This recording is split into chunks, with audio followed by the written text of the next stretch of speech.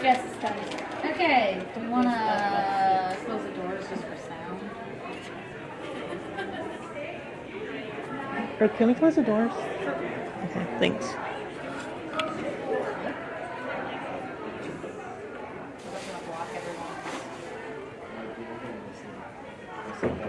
Okay.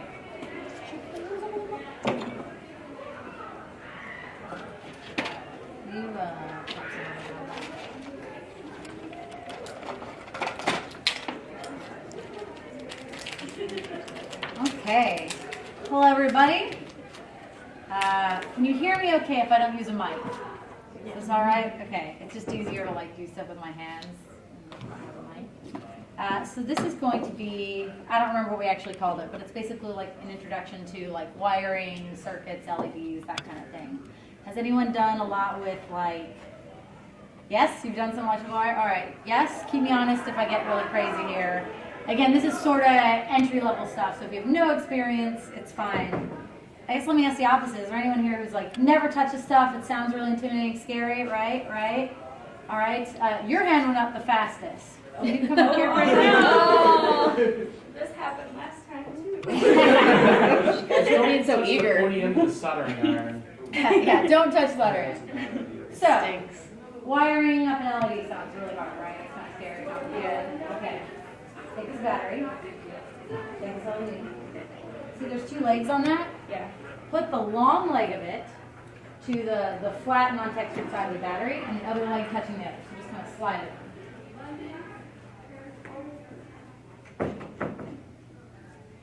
You've done it. Oh. You've wired it. Oh, I did it. Now wrap this tape around it. Okay.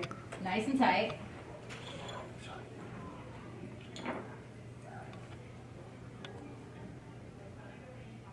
All right, cram it into there. Close this over it. It's going to go upside down.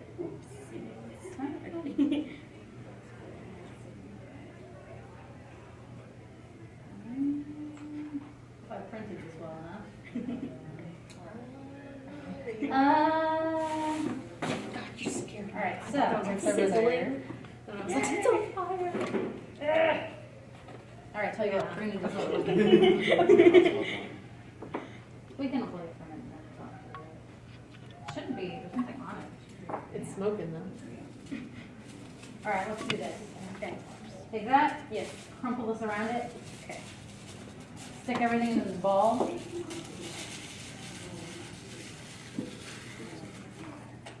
All right, you've made a light up prop. Yay! We're done. Wait, no, you can have it. Oh, cherish it forever. All right, so it's not scary. It's really just setting up a circuit. It's terrible. Well, it's scary in front of a bunch of people, probably, right? So I want to talk a little bit about what happened. I didn't bring a presentation for it, so. Actually, let's do this the really dramatic way where Tara pushes this together. All right. This is what we just did. This is what just happened, right? We made a circuit. This is a fancy way to draw it, right? So this is a battery with a positive and negative side, right? And all we had to do was connect through an LED and then back around. And that pushes the electricity through and it makes the LED light up. Now, it worked for this particular case because the battery I have was a 3 volt, I think, and the LED I got was set up for 3 volts. So you don't need to do anything fancy about it. Electricity kind of works like water. Like if you have a big tub of water, right, and I set it up here, and I've got like, I stick a tube in it, and then I've got a tub down here, the water's just going to flow, right? Gravity's going to pull it. Gravity's not what runs electricity, but it's the same way. It's like a flow that kind of runs through the circuit. So as long as you have a supply of electricity that isn't too much, like imagine like you don't want to send a tsunami through, right, and like wipe out your LED, and it's not so little that it makes no effect, you're going to get to light up. Now, if this battery was like really high powered and it flowed through, it would blow out your LED, right? It's like too much, like I said, tsunami, right? If this is really low and this needs kind of more electricity to get brighter. It's still going to light up, but it's going to be dimmer because there's only like a little bit of flow going through it. So, can anyone guess what would happen if we took the same battery and we just started adding a bunch of LEDs to it? The LEDs will get dimmer and dimmer and dimmer. Dimmer and dimmer and dimmer, right? Not right, actually. What's going to happen is we're going to light all these LEDs up with the same amount, because it's the same amount of flow going through, but your battery is going to run out faster because it's powering more. So you can kind of rig as many as you want as long as the voltage lines up, but your battery life is like decreasing exponentially. So something to keep in mind if you're ever wanting to wire something and add LEDs, you would need to have more battery supply for running a whole lot of it. Let's see. Have kind of a lesson plan, guys. Let's talk about LEDs actually for a minute.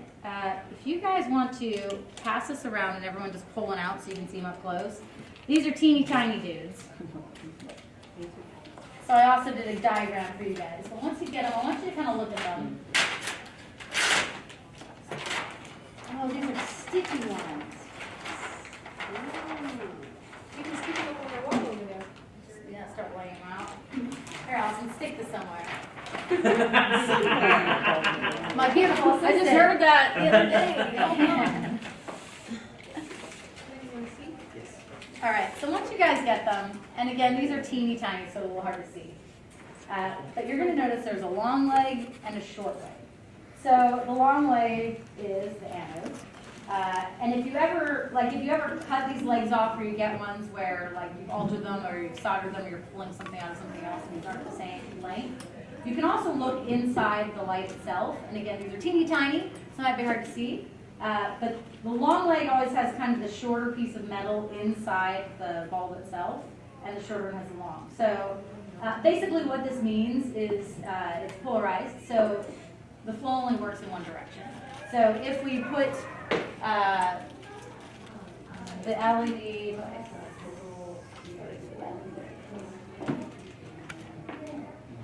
so real simple, it means if I put the long leg on the wrong side, it doesn't light up. Now, it's not blowing up or destroying my light either. It's just not flowing through. So, and if you guys want to pass around a battery, I'll send a couple around. All you got to do is stick the long leg on the smooth side, and you will get a light happening. No, you slide it over the battery.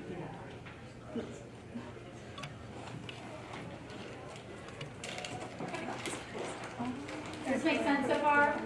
It's very basic terminology. I also, if this helps for my background, I got into, well, I had like a technology class in middle school where I learned about making a circuit. And then after that, everything else was just like figuring out, watching tutorials, trial and error, like reading up on stuff. So I might not always use the most accurate terms, but I can kind of describe how these work. So, what we've got so far is all well and good, but when that light dies, you're going to have to replace the battery. So which means you're going to have to take the entire thing apart. You'll have to take the entire thing apart, put a new battery in, tape it all up. If you're like wearing a costume, you can't like turn it off without opening it, right? It's kind of a hassle. So you want to add a switch into the circuit. And switches come in all shapes and sizes. Sorry, you're such a good assistant, Allison. I don't know what I'm doing.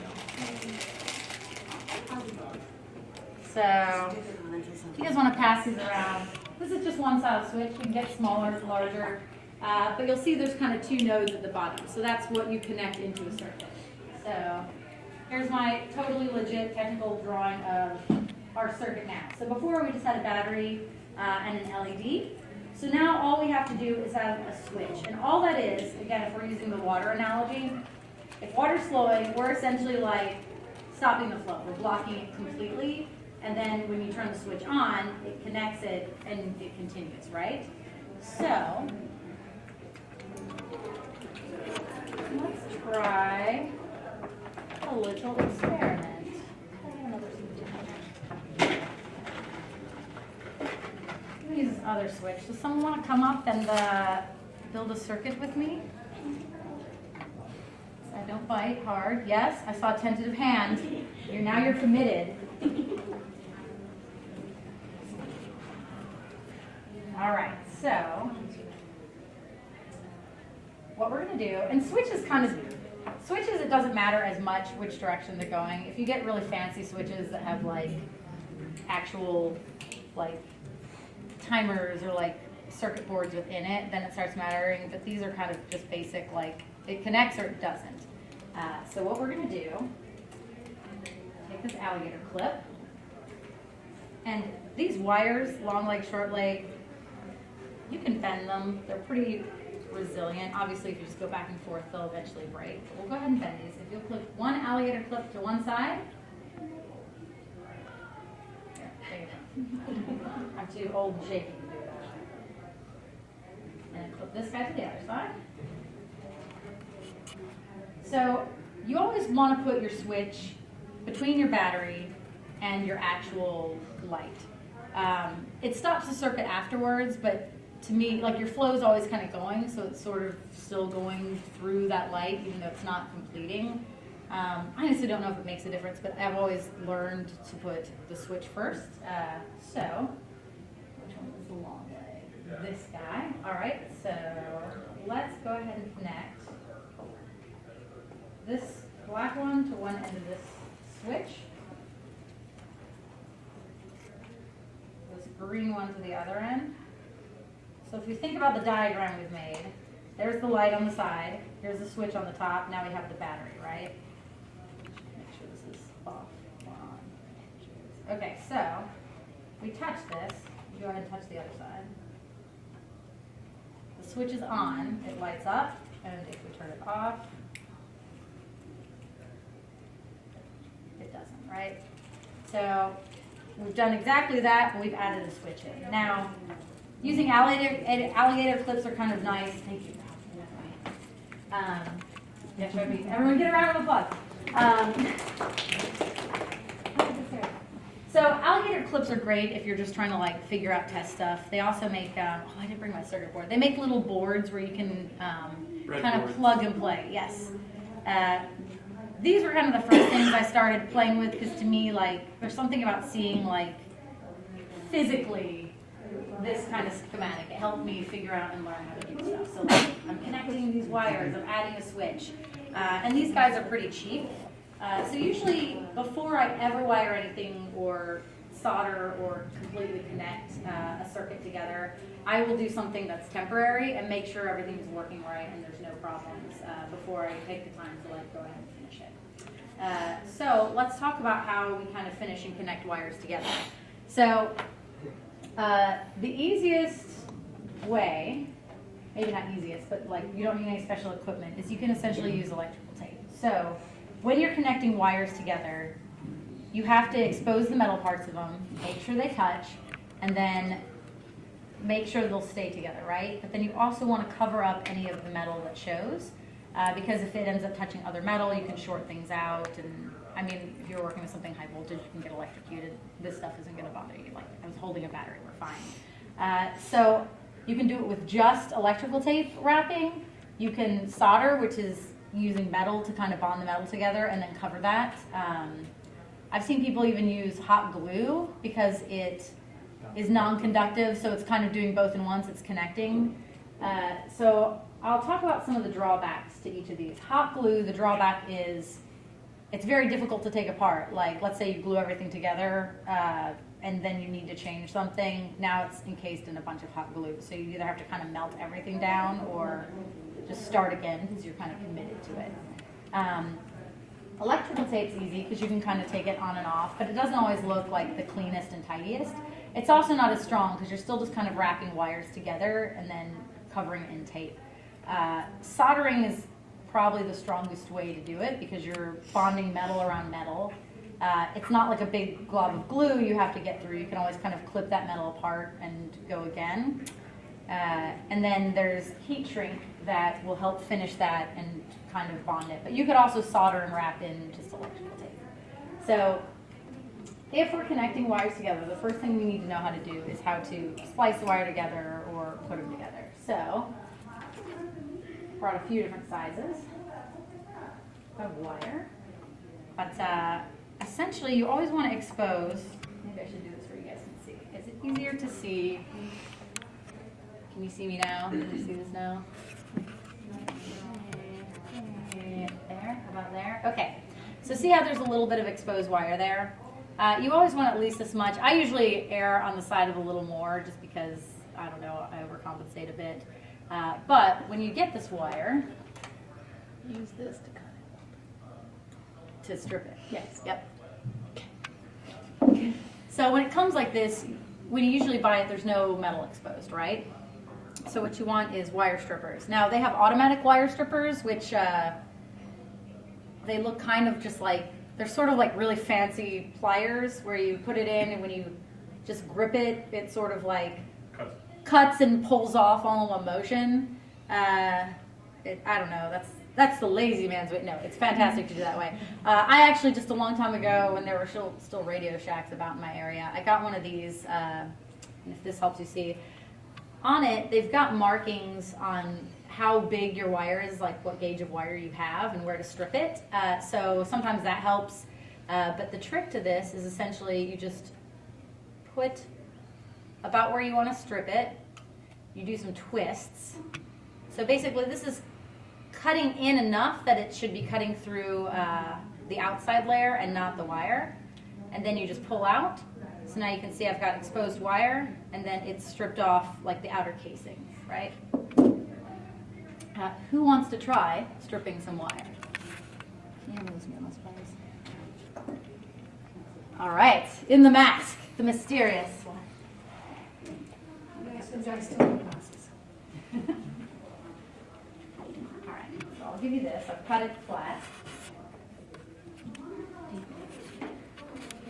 So you're going to go about to where the 16 is. 16? Yep. And I usually go About an inch? Or do you want 3/4 inch? maybe about there. And honestly, like, you can do less is more, and you can always keep taking more off. Sometimes I'm like, I need a little more because I'm clumsy about it. Oh, you're right. There you go. So then just hold it close, and then sort of twist it, and go around a few times, and then you'll be able to just kind of pull it off. Around aisle 12? See, I don't even know that much. The nice thing is you buy them once, you have them for years. Like, they're not really dulling. Now see if you can just like...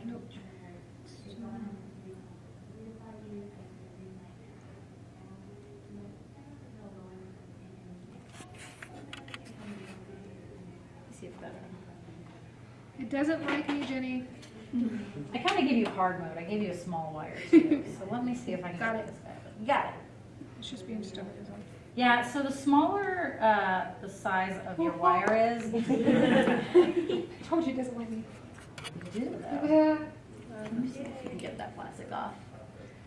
Perfect. So the smaller the wire is, I find the harder it is to get off. I'll do a larger one. This is perfect. So something you want to watch for too, and this one's easy. It's so tiny. There's only one wire in it.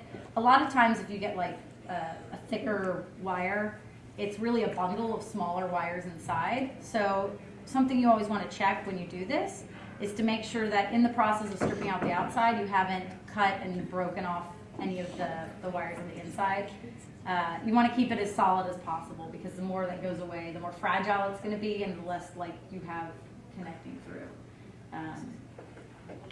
Did you manage to get it open? Yeah, still working on it. Okay. While he's doing that, I'll get the bigger one and let a few of you try kind of opening these up as well, because I think part of it's practice. You kind of just get a motion for it and you can go really quick through it. But while he's opening that, let me show you guys how I usually like to connect these guys together. So,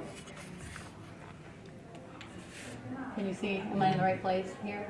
Okay. I tend to bend each side into little hooks. Let me bend it first and I'll show you. And this is why I end up taking off probably more than even that. So can you see there's two little hooks? Yeah. Hopefully small enough. All right. So then I have them hooked together. And then I do a little twist, right? So So essentially I've made two little loops, right, that are connecting like that. And then as you twist, they can get tighter and they have a lot of bonding points.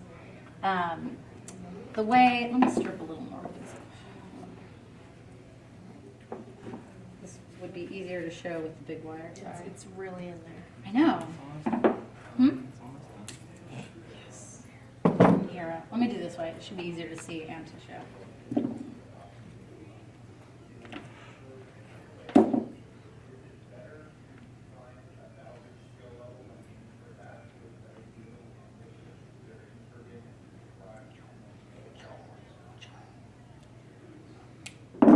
Here's a good example. So this guy's a bundle. Do you guys see that? All these wires.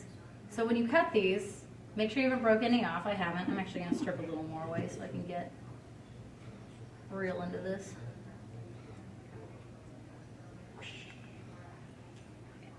There we go. So what you want to do is twist these so they all stay together. We'll do...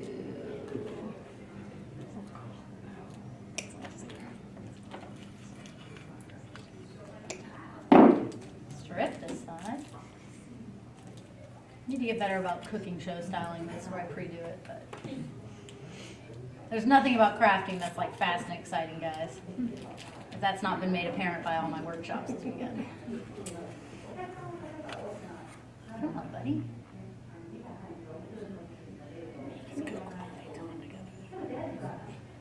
There we go. So same thing, make sure they're all intact. They are. Give it a twist. So you're working with one wire. That's a bunch of wires together. So I generally do a little hook. A little hook.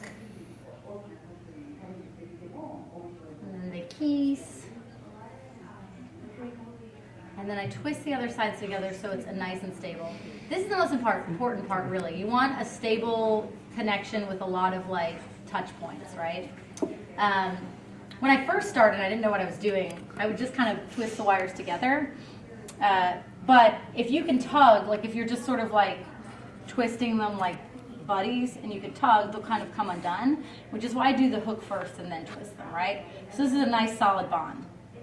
At this point, we could just wrap it in electrical tape and be done with it. But I'll show you guys soldering. Because again, this is something I feel like is kind of this was a scary thing for me when I first started wiring. I was like, oh, soldering, this sounds intimidating. I don't know what's going on. And then I forced myself to learn how to do it, and it's actually pretty easy. So this is like a super cheap setup. That's like an assist. These are, I don't even know the technical term for this. I don't know. I call them my extra hands because essentially they're going to hold the wire for you in these alligator clips. Some places they actually call them helping hands. Helping hand, is that what they're called? Maybe that's Sometimes. I'm sure there's some like super fancy technical term like that I don't know. Sorry guys. Anyway, you have it hold for you, not like super tight or anything, but it's just holding it in place. A trick I've seen, sometimes people take, like spray paint caps. You can pull that off and kind of put a slice in each side, just a cut, and you can have a wire in each side and it'll hold for you if you don't want to invest. These aren't that expensive though. The other stuff I have in this setup, I have a soldering iron. Again, this is a super cheap guy. I had ordered just the cheapest knockoff one in. They actually make ones that are kind of guns. There's different styles. You can kind of figure out your preference. They also have ones that have different nibs. So if you end up working with something very tiny, you might want, more pointed or thinner tips. These kits usually come with a sponge. Actually, it's sitting here. That you would wet in advance, and it's to help kind of wipe the solder off as you go. Because what you don't want to leave is tons of solder on your gun. The gun is there more to like heat up everything, but you don't want it just sitting, hanging out on your soldering gun. This is awesome. It's something you can use instead of a sponge. So it's, I don't know, it's like a Brillo pad made especially for this. So this is to clean, you just kind of poke it a few times, and it takes any solder that's on your gun off for you. So I've just started liking this more than the sponge, because then I don't have to wet a sponge and worry about it sitting there. So that's kind of the rig there. And then solder, here we go. So there's three kinds of solder. There's rosin core solder, which I like to use. There's a lead-free solder, which is more environmentally sound and I should probably start using. And then there's also silver solder. So silver solder is used more for like you're welding things together. You wouldn't use that in this case. So don't get silver solder for this kind of work. You want like a rosin core solder of some sort made for this. And you can use either, if you don't know what kind you have, but you know it's not silver solder, but you don't know if you have lead free or not, when you melt this ends up being really like shiny and glossy looking. Lead free looks kind of like, dull, like fogged glass almost, something like that. But either of those will work for this. So, also, and this isn't going to like fume everyone out or anything in the room, but if you're ever working and soldering, I tend to have my face like up in it, and so you can get fumes. So I recommend wearing a safety mask that is like, you can get different like attachments for them that are graded for different things. So some are for paint, some are for like dust particles, some are all the way for fumes. So you want to make sure you have one that's going to keep you from just breathing the fumes in. So I am going to, I'm only going to do one, so I'm going to live on the edge. Do as I say, not as I do, guys. But I want to talk you through this process. So when I first started soldering as well, just kind of teaching myself, I always thought you would like heat the solder up and like you let it like drop onto what you were trying to seal, but that's not good because even if you're holding it right above it, the time it takes for it to drop down, it's already cooling, the bond's not so great. So the trick really is we're going to end up heating from underneath. We're going to touch the tip of this to that metal that I've exposed. And then we're going to let it heat up that metal. Then we're going to touch the solder to the metal wires that we've heated. And that's what's going to then melt the solder. So you're essentially melting the solder directly to it. Also, if you have one of these, be careful. If you're keeping your solder in this holder, the holder's metal, and if you touch it with your hand, you're going to burn. I totally don't know that from personal experience. Let's see. These also have a magnifying glass, which makes it a lot easier. It can help, too, to get a little solder on your gun in advance. We're going to kind of hold it to it and let it get warm. And you'll know when it's ready to go if you just kind of, like right now, I don't know if you guys can see this as well, but I'm tapping it. And at first it wasn't melting, but now it is. So,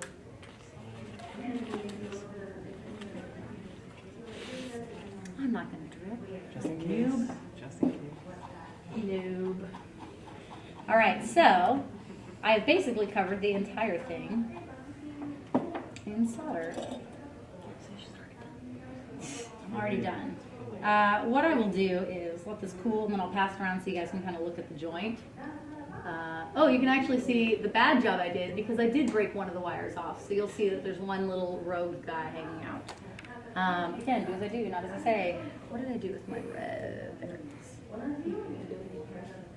So this one, like let's say this was all connected, part of the wired system, we would wrap it in electrical tape and just make sure that none of that metal is showing. That's going to, one, make it not conductive, but two, it's going to also help kind of hold that bond together because you've got like tape holding it in place, right? Tom, is my heat gun down here? Or is it up in the room? Is it down here? Will you grab it? So I'm going to do one more, and then I'm going to show you guys how to use heat shrink, which is some of my favorite stuff, not just for wiring.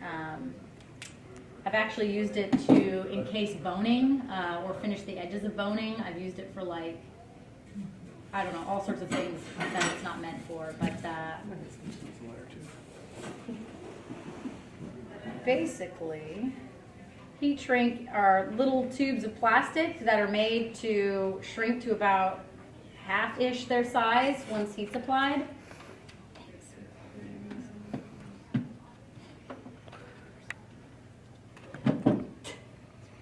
Don't plug it in with it. Point it at her.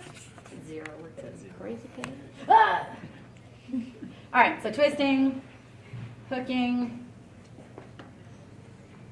twisting, hooking. Maybe the most boring class. I don't know. Wait till I get to the math part, guys. Ha! That you weren't going to learn today. Yeah, Down. I'm never gonna get into it. Down. Oh, down. Sorry. tell what it sees. Okay, so once again, twisted. Let's see how this feels. Do you want to hand that around? We'll send that guy around for you guys to look at. You can also get much prettier joints than that. People who do this all the time can make them really beautiful. So something to remember when using heat shrink. I like buying them in these kits because you get a bunch of different sizes. So what you want, they're like little tubes, tubey tubes, and they come in all different sizes. So some of these that look flat are actually, quite big tubes. Right? You never want to use like a giant one on a tiny thing because it's only going to shrink so far and then it's not going to do the job. You want to get a tube that is just slightly bigger than what you're working with. It's always good to sometimes test some of them so you know how far they shrink, because sometimes they'll shrink to like 1/3 or 1/4, and some only shrink to half. Mm-hmm. Yep.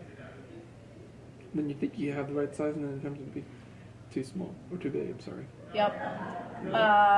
And that's when I cover it in electrical tape, and it looks super not pro. I also tend to make the mistake of, so let's say I'm wiring this into a circuit, right? Once you connect everything, you can't really go back in time and then put this on because they're full tubes. You have to remember to slide the dang thing on before you connect. So like, if this was all wired up to something else, I'd have to untwist this and make sure these slide on. But since I'm doing kind of open ones, it doesn't matter. I will tell you when you start doing this, you will forget, and then you'll kick yourself, and eventually you'll make a habit of always sliding this on first.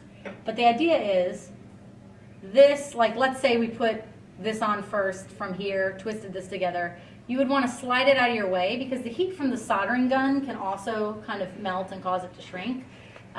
So a lot of times you want to make sure you give yourself enough wire in between your connections to move stuff or have some space to work. Now, depending on what you're making, if you've got a really tight space that you're working in, you don't want to have just like a ton of wire every which way. So you need to find the smallest amount you can get away with, but you don't want to be like, here's the light right next to this, right next to that if you're trying to make it really clean. You can, it just gets harder. So like when you're beginning, give yourself like a lot of extra space.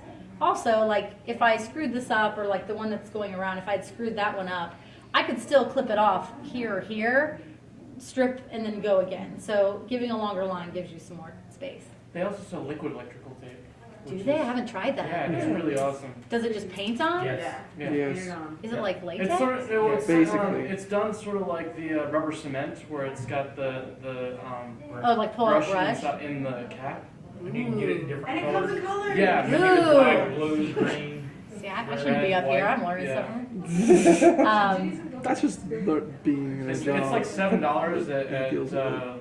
Home Depot. All right, I know what I'm going to pick up. And I was going to tell you earlier, the helping hands, you can order them from like Harbor Freight between $10 and $12. Yeah, I remember it being really cheap. I just, again, I got this years ago, so.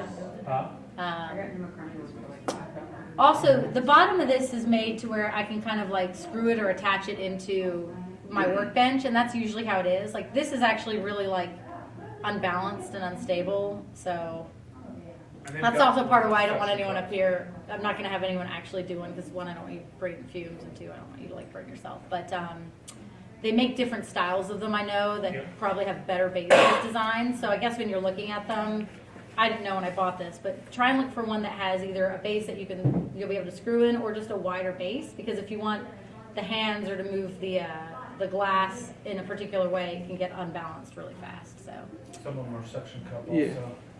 Some of them also are separated. So where both the glass and the hands are separate from the actual. oh yeah, you can get ones that are just hands. I've actually I borrowed a friend's that just had hands for like a really elaborate thing I was doing, and I just had everything kind of rigged up and it was holding different parts.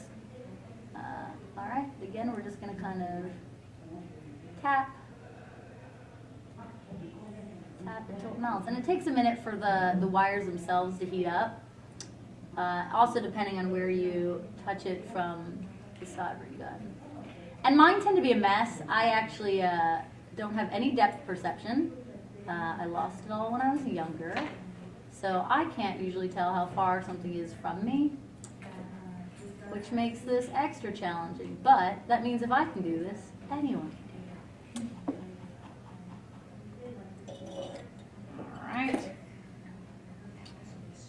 And usually you want to wait a minute before handling them because they can be hot, but I've just got used to knowing where not to touch. But I'll tell you, the first time you forget and you touch the metal part while it's still hot, You don't know. you won't forget again. Tried doing it as a child.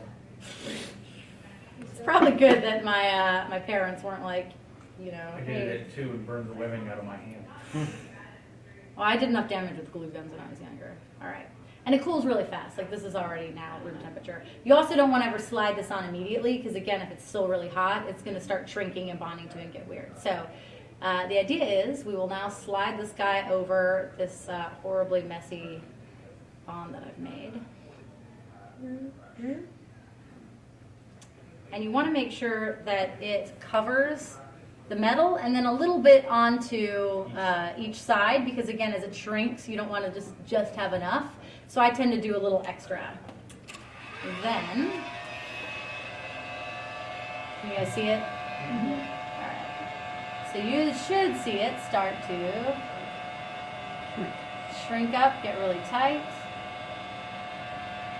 Now also when you're doing this, if you've got a lot of other, like your switch is nearby or your lights are nearby, whatever your array is, sometimes this can, like if you heat gun, you get too much heat on your switch or something like that, you can screw it up, like the plastic switches I handed around, like I could potentially like melt some of the plastic. Again, another reason why I like to give myself enough like wire to work with so it's not right on top. You can actually use just a very hot hair dryer. You Yes. don't need to use a heat gun all the time. You can also do like a match Or a and lighter. just kind of like, Yep. or a lighter, yeah. Stove top. A match, you know. Yeah. If you're the 1800s. If you're, who doesn't match like this?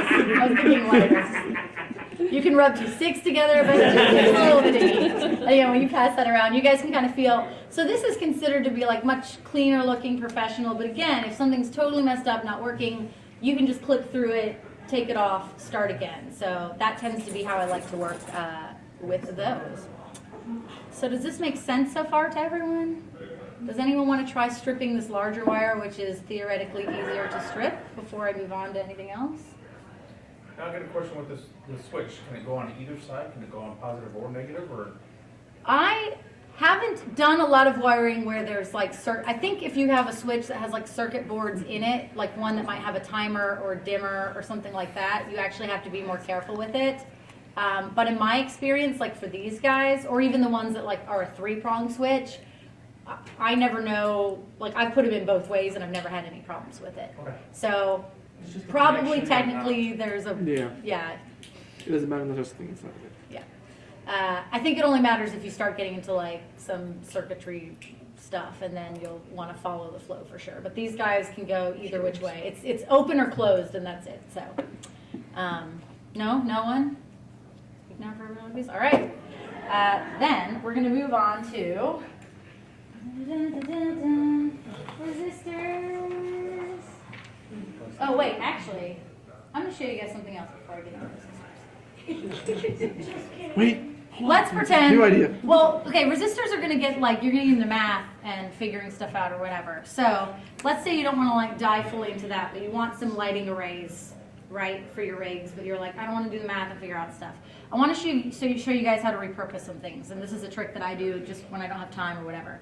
So it's not the cheapest way to do things by any means, but is a quick and no brain kind of way. So if you go to like an auto parts store or whatever, they make like dome lights, right? So these are the lights that go in your, you know, like the map light, like I can't see in my car and I replace it, right? This is like a smaller array. They make bigger ones. They do like little tiny guys. There's all sorts of lighting rigs that you can get to rice out your car in different colors. They come like in store, you get to test because you want to see how bright it is, right? Anyone that has a button like this means that they have already made a circuit for you and there's batteries in there already. So this is what it looks like out of the box, right? It even has like a sticker on it and you can stick it to whatever. So the cool thing about this is if you don't want to think about anything, you could just grab one of these and add it to your costume. Now, obviously this is all close together. Using what I just did where you like splice wires together, if you need something to be longer, you can just essentially cut into these wires and extend it. Now, this is done, I don't know if you guys can see the top of it. They essentially just solder the wires to the top of these 9-volt batteries because it's for demo purposes. So usually what I do is I either just take this entire lighting part out because I know basically what this tells me is that these lights work fine with 9-volt batteries. I don't have to add resistors, I don't do anything fancy. So I'll generally take this and then I will go and buy a case for 9 volts. And again, they make these in all different shapes and sizes. They have ones that you just like, they kind of snap onto the top of a 9 volt. This one, your 9 volt snaps in, so if this is like for a prop gun or whatever, I could mount this inside of it, and it makes changing them in and out easy. And again, you would just solder to these guys or connect to these guys like we did the wires. So switches and wires, I guess I should talk about how to solder to those. If you guys can see this, do you see how there's little tiny holes on the top of that? Down? Better? Holes. So there's tiny holes in that, and look at the switches you guys have, or the ones that went around if they're still out there. You'll see on these, there's also little holes.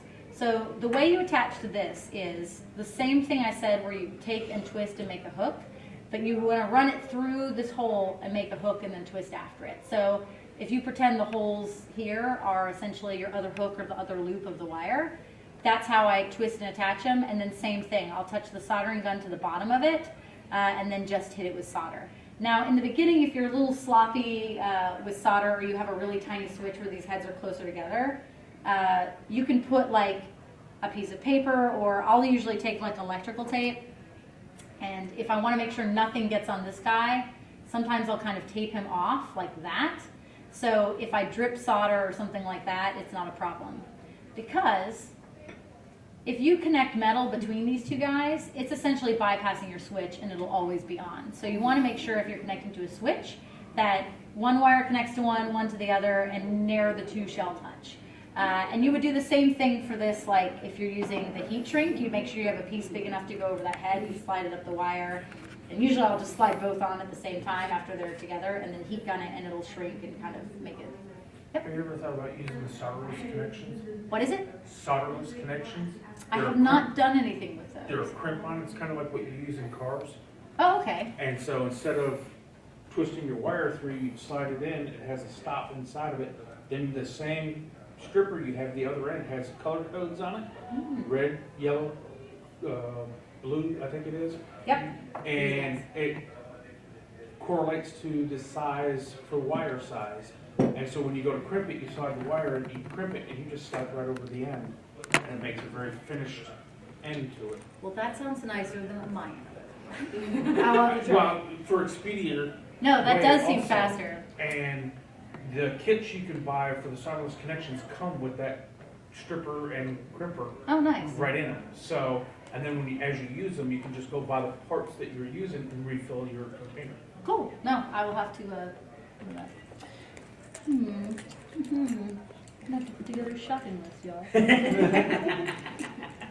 Yeah, I tend to, and again, this is something, like I said, I'm kind of self-taught, so a lot of it's like, this is how I connect it, this is it. And again, talking to people, I get to kind of learn new things. So definitely not like, I'm the expert and this is how things are done. This is how I've learned it and how everything works, and I've been able to do some cool stuff with it. So that sounds a lot handier, so I'm going to have to try some new techniques.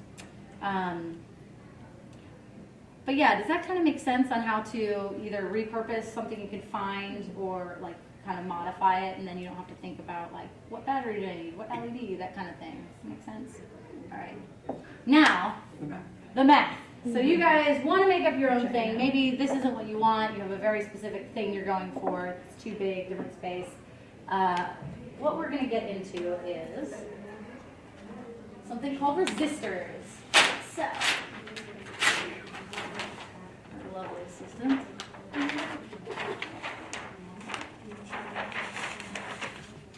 Here's my cool diagram again, right? We have our battery. We've got a switch. The resistor goes before the LED.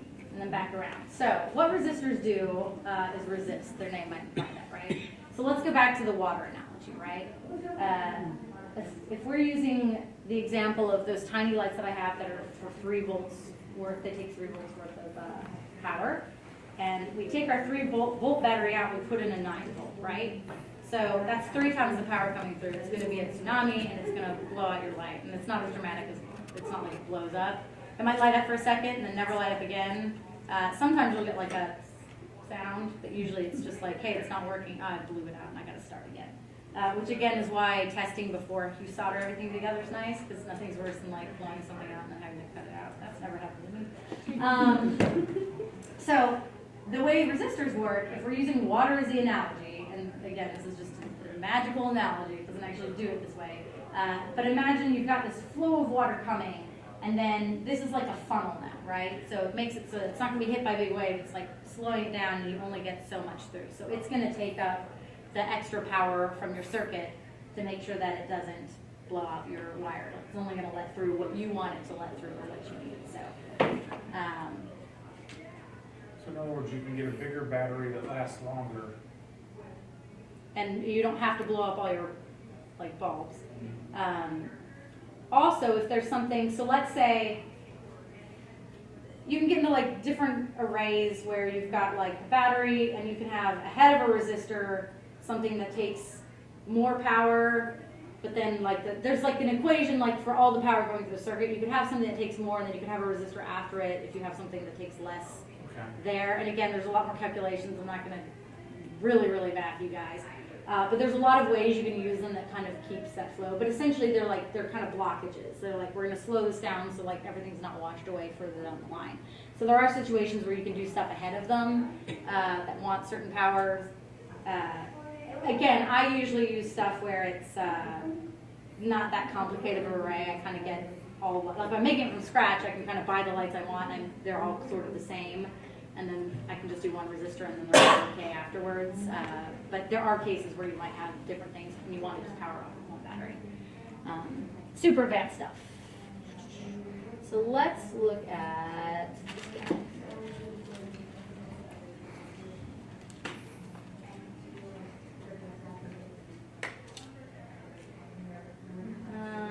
All right, I'm going to just send these around to you guys. So these are some really old Radio Shack resistors. And you guys will just kind of pass them around and look at them. Next up will be my diagram of a resistor. I'm going to talk about how you can read a resistor and tell, like if they're not in these handy-dandy cases where it says what they are, like what, you know, if you just find one on the ground, like how you can tell. So this essentially is a resistor. They usually have 4 color stripes. There are cases where there are 5. Let's just pretend for base level stuff we're at 4 level, right? You always want to have either the gold or silver stripe to the right when you read them. And then you look at the bands to get the number. So the first one is essentially a number, and the third one is how many zeros. And all the colors stand for something. So black is 0, brown, red, orange, this is gray, sorry I didn't have a gray Sharpie, and then a white. So these all stand for numbers. And then your silver or gold is basically like, it's a plus minus 10% or 5%. So again, for our purposes today, it's not as important, but it's kind of like how off the resistor might be from what it's going to take from it. So a sort of a smaller percentage. For these purposes, it's not as much of a problem. So let's use an example, this guy. So if we're looking at, and we're just going to ignore the last stripe. I think on all of these, they're all gold anyway. So if we look at the first 3, there's a resistor out there that is red, violet, and then brown. So if we look at it, red is 2. So we know the first number is going to be 2. Violet is 7. So we know it's going to be 7. And then how many zeros? So brown is 1. So 1 0. So that's 270, right? If we look at, there's one, I think these are all the ones I handed out, hopefully I'm not wrong. So if we've got like brown, black, green, so we know it's going to be 1, black is 0, so that's now 10, and then green is 4. So we'll add 4 zeros to it, and someone said that out there. Oh, 5, sorry. since it's hard to do upside down and backwards. And again, now if we have like red, orange, brown, it's 2, 3, and then 1, 0. So 230. No, 330. This is orange, orange. I'm crazy. This should be a 330. So it's an orange, orange, brown. And that one's out there too. So that's 330. And then the last one's kind of a trick one. Again, one that's out there. So if this first one's brown, it's 1. The second one is green, which is our 4, I think. 5. Thank you. But then the black is where the trick comes in, right? So black is 0. So we don't add a 0. That's how many zeros there are. So there's none. So that's how you get 15. And that's kind of important to remember because you assume if you write it as a 0, you're going to have like a tiny guy and think he's going to be taking out more power. Yeah, that is the question with the second one. So with the black one, does that, so the green's 5, so 5 extra zeros. So is that 5 extra zeros, or does that count the 0 from the black one? It's extra after it. So whatever's here is an actual 0. So these work as actual numbers, and this is a quantity of zeros you're going to put in there. So 0, 0 is none. Super misleading. It used to like trip me up all the time. So that's how you can kind of read. Now we know how to read these, but that number kind of means nothing to us so far, right? So let's talk about Ohm's law, equations. Everyone get excited. Sunday of a con and it's math. Let me get a pen.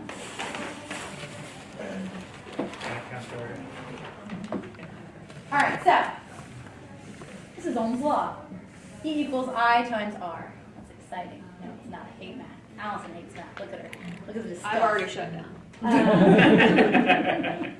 And so this can also become I equals E over R equals E over I. Never cared about this. This never stuck with me. It didn't work. I had to learn it visually. So I learned it as a triangle, but my letters are different in the triangle. I'm going to explain why. So E is basically voltage, right? So I actually learned E as V. I is your amperage or current. That's the current going through. And so C for current, right? And then R is like your resistance or ohms. And ohms is kind of what, so the numbers we were doing before is how many ohms those resistors are. I know, don't glaze over, everyone hang with me for a second. So I learned it as this triangle, right? VCR. Maybe I'm just old enough that VCR means something to me. I don't know. But I remember it as VCR and it's in this triangle. And the way this works is the V is over top of these. So like, if I have to figure out what C is, what current I need, you can cover it up and you know it's V divided by R, right? And then it becomes math, it's visual. Same thing here, if I need to find out what resistance I need, it's V divided by C. If I need to find out what voltage I need, so what battery I need, I would do C times R, all right? Still, let's talk about what that looks like practically now, because it's still math, I know. So, here's the circuit. Those lights we were looking at earlier, right? They're 3 volts. Here, I can show you.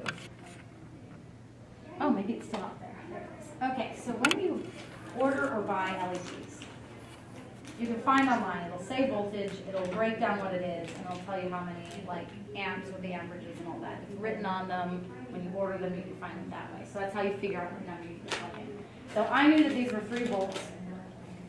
Which is actually, and again, I don't have to do math, it said on the thing when I ordered it, it was 0.02, right, amps. So I have this number, I have 9 volts. This is, instead of using that 3 volt battery, maybe I only have my 9 volt, right, and I want to rig it up. So here are the things I know. What I don't know is what resistor to put in there. So what I'm going to do, 9 volts. So I know going through this entire system is 9 volts of power. I know this is going to eat up 3 volts of that. So that means there's going to be 6 extra volts. That's the rest of my tsunami that this guy can't handle. He can't stand up to it, right? So once you figure out what extra, like what you need to get rid of is, that's your voltage. That's the voltage you're trying to like take care of, handle, protect your light from. So that goes up here. And that's our 6, right? We know what this guy is already. And again, 3 volts. Go look at it, what that breaks down into for current, like how much current you can handle. So this guy is 0.02. And now we know, since we're trying to figure out the resistor, right, all we have to do is say, okay, 6 divided by 0.02, which I can't do in my head, but on a calculator, that takes us to 330, or 300, sorry. So we know we need a resistor that can handle, that's 300 ohms. So something to know too, like looking at, so we can like figure out what color it is or whatever. They don't manufacture every single size resistor in the world because that's crazy. So you can have resistors jerry-rigged together, like you could have like a 15 plus 100 if you needed 115 or something like that. They do make a 330 ohm resistor, which is out there somewhere.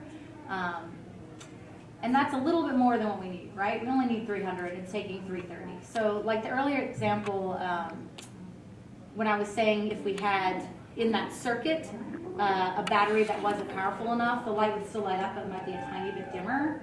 So in this case, we would add into our circuit the 330 and just know that that 30 is going to, the tiniest bit of dimness, like it's going to make it a little dimmer, probably not even noticeable at that point. Now, if I put in a resistor that was resisting much more, like 500 ohms or something like that, then it's going to start making that dimmer. But you want to get as close to 300 as you can, but you don't want to go under because you might have too much current going through. Now, sometimes, you know, an LED might be all right, like maybe if we had like 290 or something like that, but you are risking like blowing it out. So it's better to go a little over and kind of stop that like water, the flow from going through to it. So yeah, that's the basic equation to figure out what you need. And again, if you have a resistor and you have a battery and you just don't know what kind of, you know, bulb to get essentially, you do the same sort of thing, you just cover a different section of the triangle. Does that kind of make sense? Does that help make the math less painful? I like pictures, I like shapes. So that's how it worked for me, because before that I was like, I think that is the gist of everything I brought to kind of teach today. It's like an intro, here's how to get your feet wet.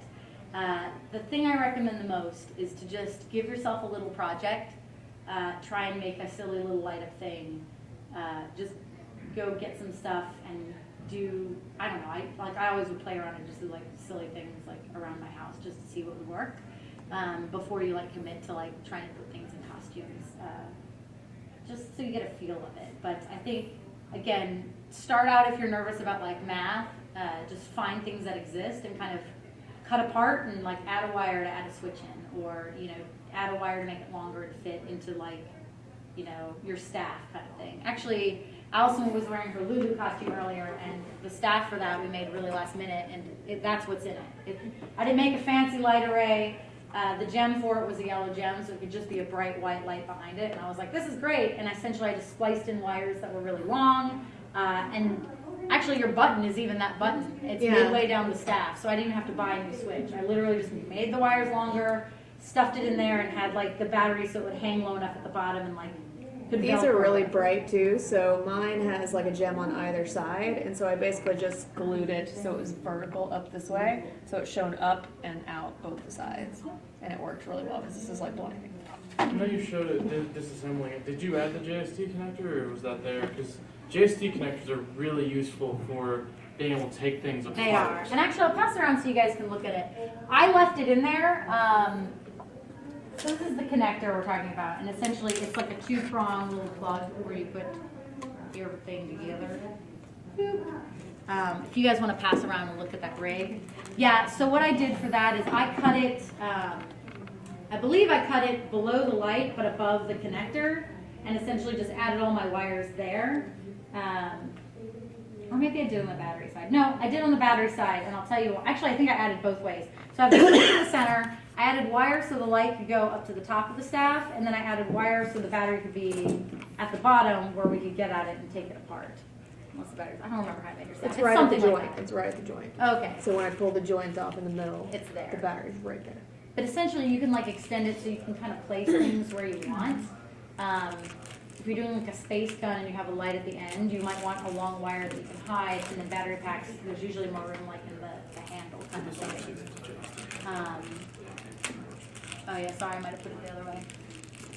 But yeah, I don't know, just, I don't know, cut things apart and wires together and figure it out. And again, if soldering, like you can always start just by like touching things together, by wrapping with wires. That works just as well. Hot glue, again, is harder to take off. I didn't learn a neat trick. So you'll notice, like, even in that ball we did, right? So it's kind of pointing one way. A lot of times you'll stuff things into it to kind of help disperse the light or spread it out. Doing hot glue kind of helps make the light less like directed, and it can kind of disperse it. So I've known people to do like, if they're trying to light something from behind, they'll put a lot of hot glue over it, and it makes the light kind of go in every direction versus just being like a solid beam going out. So that's kind of a trick. Again, it's kind of in there forever if you encase it. But same thing with resin. So you'll see people do LEDs, like you could put one of these guys into like a resin mold of a gem that you're doing to just make sure the legs are sticking out and you can wire them. You just won't ever be able to change it. Now these guys have a really long life as long as you don't like burn them out by putting too much like energy through them, so make sure your batteries are right. But you can embed these and stuff. I tend to not embed stuff because I like to be able to change it, so I'll usually mount things behind a gem, or I'll make a gem and I'll kind of drill out a little space for them to sit, and I'll kind of like tape it to the back because I don't know, I like being able to switch it out if I change my mind or want something Change bright. colors, whatever. Hmm? Change a color or whatever. Change it, yeah, or just like, I don't know, I find something better and I'm like, this is a better light, or this does this thing, or I'm going to repurpose this way. I just tend to kind of do that. I just don't trust that things will work forever, so I'm like, maybe I'll make it so it's changeable. Also, I find that when you drill into a gem, it kind of does the same thing, like helps disperse the light. Like if you sand something before putting a light behind it, and when you drill, it's essentially like sanding while it's making a hole. It kind of helps the light disperse better through that, versus just having like one beam. It's like putting a flashlight behind something that's clear. It's just going to go straight out, but if it's kind of foggy, it makes the whole thing light up. Diffuses. Yeah, diffuses would be the title. So no technical terms in this class. It's all but does that make sense? Does anyone have questions? Where do you get the LED? These I ordered on Amazon because I need them real fast for here. So you can get them on Amazon. I actually like, there's a website called Super Bright LEDs, and I'm not sponsored by anyone or anything, but I order a lot of stuff from there because they have everything, I feel like. They do stuff for like cars, they even have sections where you can be like, I have costume projects, and they'll show you like things other people have made. They also have some where they'll kind of pre-make rigs for you. Or they'll sell you like a kit, so it's kind of everything you need. You don't have to worry about the math part, but then you can kind of practice putting it together. So kind of look and see what they have. They've got some good stuff starting out. I order a lot from them. But then, I mean, Amazon suppliers have everything. So if you know what you want, like I was like blue 3-volt LED, and then just went through and I was like, okay, what's prime that can get here fast enough? It's cheaper if you order stuff and make it yourself in parts. Versus buying like preset rigs if you're going to use like, you know, a lot of lights. Now if you're just going to do one project and you only need one LED, the site I gave you can also just order like one versus like an entire bundle. But I tend to just keep them around for if I wanted to like try something or for funsies or whatever. So yeah. It's really good to color code your wires to make sure which one's positive and negative when you're doing things, and then they'll get mixed around. Particularly if they're all the same color. That's true. And you'll notice too with a lot of like, if you get a pre-done kit, they'll come with like red and black, so it kind of keeps it marked. I usually, because I'll be working just with whatever I have, if I run out of like colors, I'll just make a note, or I tend to actually put like a little Sharpie mark on my positives as I go along, so that I always know before I hook them up. Because again, if you put them together backwards, you can mess them up. So, and again, especially if we're getting into like the resistor section, if you put something the wrong direction, or you end up bypassing the resistor and just testing out, it can hit your light and kind of blow it. So just, yeah, that's a really good tip to kind of keep track of what you're doing. Now, where did you get the This guy? Yeah. AutoZone. AutoZone? Like, you would not believe the stuff they make for racing out cars and how well they work in costumes, because they make like tiny, crazy bright lights, like That's where it's right? get up and And they have I've used ones where they have ones that are like this big, and like my Vi hands, for example. Actually, it was my Demon Vi had to have these two glowing eyes and like all these other glowing pieces, and I was able to mount just a large array kind of further back, and it like bounced around on the inside and lit everything up. So you can find stuff that you can just stick in something. Car stores are good. That's actually where you can easily get large gauge wires. Yep. For large current. Yep. Yeah, other than that, like Radio Shack used to be my go-to because they would have where you could buy like a switch, resistors, da. Now you kind of have to go online because I feel like a lot of shops don't carry them anymore. Like if you're near a hobby shop or something like that, they might have it, but I don't know. I've kind of gone the way of the internet now, and I have to order stuff in, which sucks because I hate waiting. I used to like just walking out and being like, I need this resistor. I did my math wrong before, and I have to go get it now. I tend to try and stockpile like various sizes and kinds just to have them. And again, they're not that expensive, so I sort of have like at home a little like kit, and I'll go through and be like, oh, I need a switch, or I need this. Also with this stuff, when you order it, they tend to come in multiple packs. So even like the switches I had, like there were sets of 2 and that kind of thing. So I always end up with extras, and then I just use them in like friends' projects or whatever. Does everyone feel maybe a little bit better about wiring? Like it's less scary now? All right. If there's any more questions, otherwise I don't have anything else today. I'm sorry. Cool. Well, thanks, guys. I will say too, if you liked this panel or this kind of panel, like tell the convention, like email them, or really any panels like you've been to this weekend or workshops. They've been trying to do more like hands-on workshops or things like this where it's like live demos, and just if this was great, let them know. If it was terrible, let them know. You don't have to tell them, or you can tell me, I don't mind. But then they'll know kind of who to invite back, or if there's topics you guys want to see covered, like I wish there was a class about shroom shmammery, like then they can try and find someone to get it for you guys. So We said it on the panel this morning, talking about the convention. yeah. And they said go on their Facebook page, there'll be a question and answer thing so you can rate and give them advice. Perfect. And they do take it seriously. Like part of the stuff we did this year was because of what people said last year. So it really helps out if you guys let them know. It was terrible. They'll be like, stop talking about math, Jennifer. If I see comments like, hate math, no more, I'll know. It'll be me. It's gonna be mine. That's yeah. How and why? Awesome, cool. And that's all. If you guys have questions and see me around, just let me know. But I hope it wasn't too math heavy. Did you fall asleep? I admit I zoned out at the math part. Yeah, You're gonna have to teach me again later. I think you're just gonna go here, fix this. Yeah, probably. So, I learned it when What's we that got her working? close by. Exactly. does anyone want like a light up rupee? I have 2. You can come make your own. All right, come make one. I messed yours up earlier. You can get the other one. Come up. I'll have you guys actually put them together. I think I just gave you too much tape was the problem. And these are actually 3D printed. I cannot take credit for these. They're on Thingiverse. If you just type in like light up rupee, you can print them out. And these are actually like glow in the dark filaments, but I thought it'd be kind of a fun thing. And they're made to like just house a little battery and then. Cool. You can print them out if you have a 3D printer. Yeah. Yeah, my work has one, so I was like, hey, work, I'm totally, this is for work purposes. Will you pop another battery out? That one. Oh, so good. Okay. I'm in-house first. So, guys. And you can have any 3D printer you want. That's one of the Anyone you want. You can even put it in the garage, in the house that we want to buy, eventually. These are going to be your batteries. Oh, here's one for you. All right, so take that guy, take this battery, grab that battery. So you're putting the long end on the smooth You side. can pay for it That's in the cash. positive, right? Yeah. And let's try this. Buy the house. So kind of slap that on one side, slap that on one side. Cut you another small one for the other. There you go. I think the trick is just not to have tons of overhang. Too much. And again, when these die out, you'll have to open it up and tape a new battery in there. But just stick them in, and then they should fit together. But I didn't want to leave her at my sister's house. I'm not going back to her house. If they don't, I take no credit. I didn't. I borrowed them. Another trick. Forever.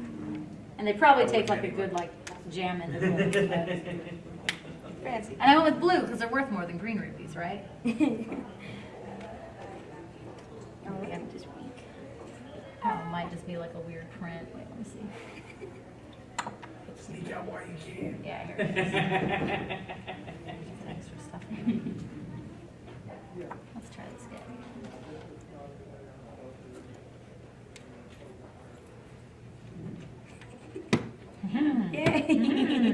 Thank you. Thank There you go.